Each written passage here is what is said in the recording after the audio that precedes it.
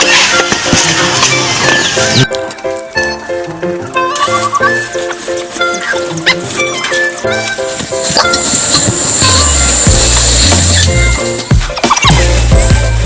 lang mga ka-farmers. Good day po ka-farmers. Tutorial video na naman tayo mga ka-farmers. Ito na po ngayon yung manok namin po mga ka-farmers. Galing po to sa ready to lay na deliver po ito ngayon. Ngayon 19 weeks na po itong manok namin. Umpisa na pong nangitlog mga ka-farmers. Nasilip ko po nandun sa unahan. Kaya ito na po ngayon yung 19 weeks. Bali po sa 17 weeks po 77 grams. 18 weeks po 82 grams. Ito po ngayon yung 19 weeks po mga ka-farmers. Ito po yung tinatawag na period of adjustment. Bakit? Ito po ngayon ang umpisa ng pangingitlog. At saka ito po yung critical ano po na dapat nating simula sa 82 grams dapat natin yung sinasabi nilang period of adjustment yung sa pagpakain ng manok mga ka-farmers.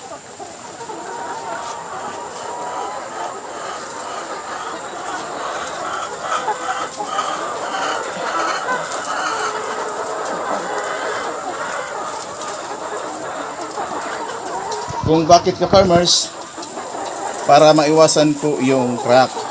Kasi po, ito na rin po mga ka-farmers yung tinatawag na ito po yung pangungunang pangitlog. Dahil ngayon 19 weeks na po ito ka-farmers. Para ma-minimize po yung crack. Kasi pag hindi po natin i-adjust po natin yung patuka ng manok simula 82 grams, habang ito ay dumami bawat araw, dumami yung itlog, magdagdag na rin tayo ng ilang gramo po hanggang umabot po sa peak na mahigit 90% po yung pangingitlog ng manok.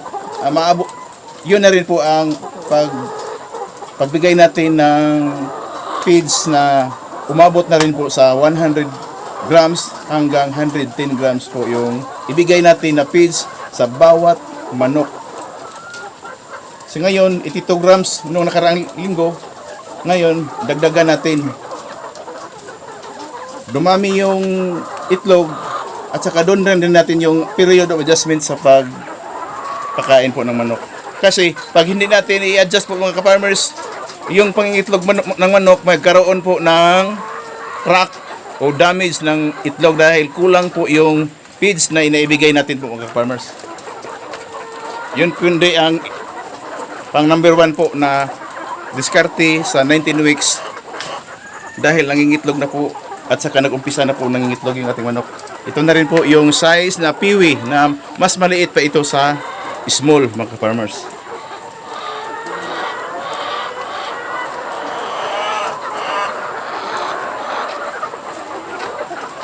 At saka pagdating na naman natin sa inumin ng manok, yung manok po mga ka-farmers, nangangailangan po ng bawat isa po nito mga ka-farmers, 180 ml na tubig bawat isa. At saka ano na rin, pwede na natin dagdagan na 200 ml yung tubig na mainom ng bawat nating manok dahil hindi naman lahat-lahat mainom po. At saka yung ating drum mga ka-farmers, yung ginawa namin para hindi malito po yung naka-duty, para ma-minimize po natin yung tubig at saka vitamins, kami lang po, nagbibigay lang po kami dito ng vitamins, umaga lang po, pagkatapos ng hapon, clean water na po. At saka yung diskarte namin para makasave tubig at saka sa vitamins, naglagay po kami ng water level. Hanggang dito po lang yung tubig dahil natansa na po namin at saka nasukat namin yung pangangailangan ng manok. Hanggang dito lang po yung tubig. Para tamang-tama lang yung tubig at saka vitamins, hindi sumubra. Dahil yung sa hapon na naman, clean water. Pero umpisa nun, maglagay ng tubig, dapat nating bawat umaga na maglagay tayo ng tubig, bago magsalang po tayo ng tubig, dapat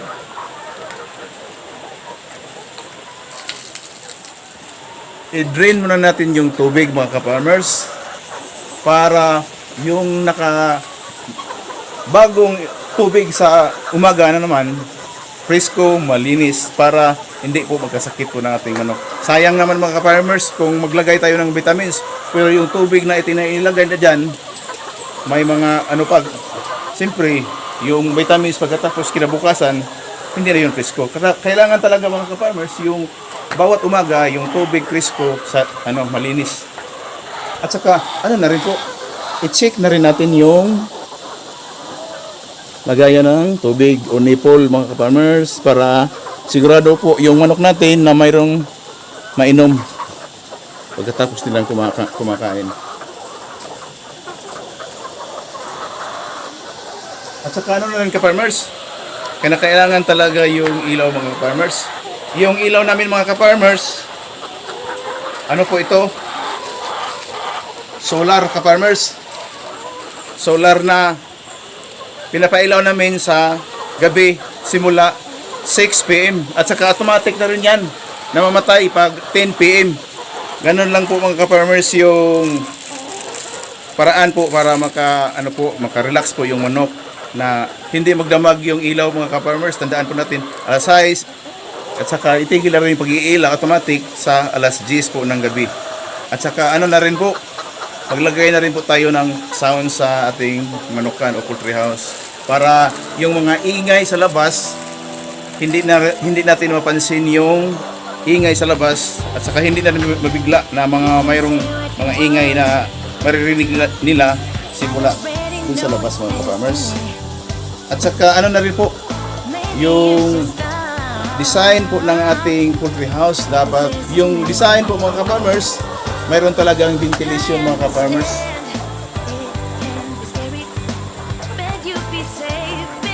At saka kung bago ka pa lang may plano po na maggawa ng poultry house, dapat natin po mga farmers, lalong-lalo na sa mga open area mga farmers, yung design po ng ating poultry house dapat yung sa harapan east at saka yung sa likuran west, hindi yung south north yung design po mga farmers para yung pagbukas ng araw ng umaga doon sa harapan ang sikat ng araw. At saka sa paglubog naman doon sa west para hindi yung tagilid lang yung hindi po sa gilid yung sikat ng araw para kasi nabibilad po yung manok. Kagaya mga ka-farmers yung sinasabi ko na ventilation, dapat natin pag mayroon talagang sikat ng araw na hindi natin ma-perfect, nilagyan po natin ng trapal mga ka-farmers para ma-maximize po yung heat temperature mga ka-farmers. At saka pwede na rin lagyan ng trapal lalong-lalo na sa mga mainit na panahon at saka paglalo sa hapon o gabi na masyadong malamig. At saka na rin po, dagdag na rin kaalaman dahil umpisa na rin ito ng itlog, dapat natin i-maintain yung sanitation. Hindi po tayo maglilinis ng mga dumi po nila mga ka-farmers sa umaga dahil umpisa na po nangingitlog po yung manok mga ka-farmers. Pagkatapos na rin po sa ating pagpakain ng ating manok.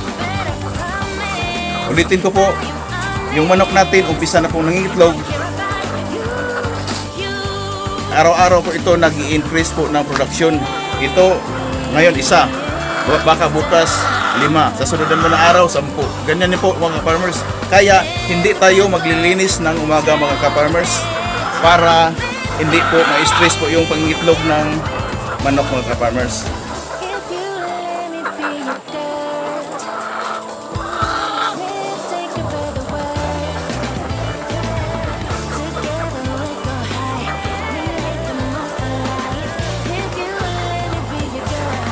Bali yung sanitation ka mga ka-farmers, pagkatapos na rin natin na pagpakain natin sa hapon. Yung pagpakain sa umaga, alas 7.